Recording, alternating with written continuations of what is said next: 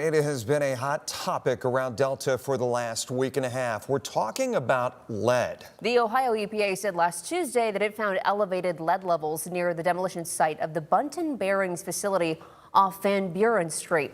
Tonight, the Fulton County Health Department held a clinic for people to get tested. Steve Iwanicki spoke with officials and neighbors at the clinic. He joins us now in studio. So this brought a lot of people out tonight. Jeff Cayley, you have that right. The health department told me he had around 140 people get pricked as part of the safety protocols following last week's announcement from the state EPA. And some I spoke to say it's a small prick for a peace of mind.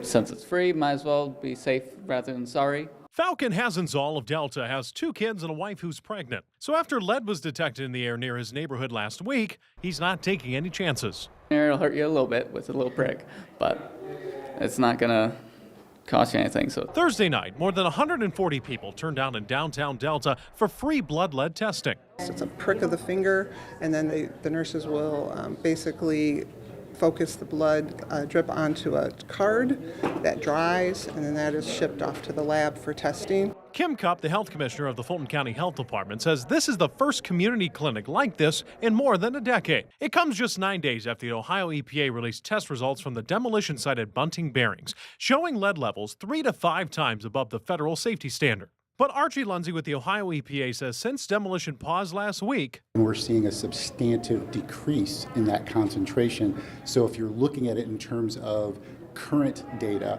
the current data is below the standard. The EPA says latest tests show that lead is likely contained to within a quarter-mile radius and is not affecting the Pike Delta York School District. But Lundsey also says lead can stay in soil and stick to shoes and other items, so getting a test is still smart. When you talk about young children that might be more apt to touch the floor and not wash their hands before they're putting items in their mouth, that is a bigger concern. And for lifelong resident Catherine Bruner, getting tested is just common sense. Well, I've lived here my entire life, and I figured if nothing else, I'd be a good guinea pig if anybody was going to test high.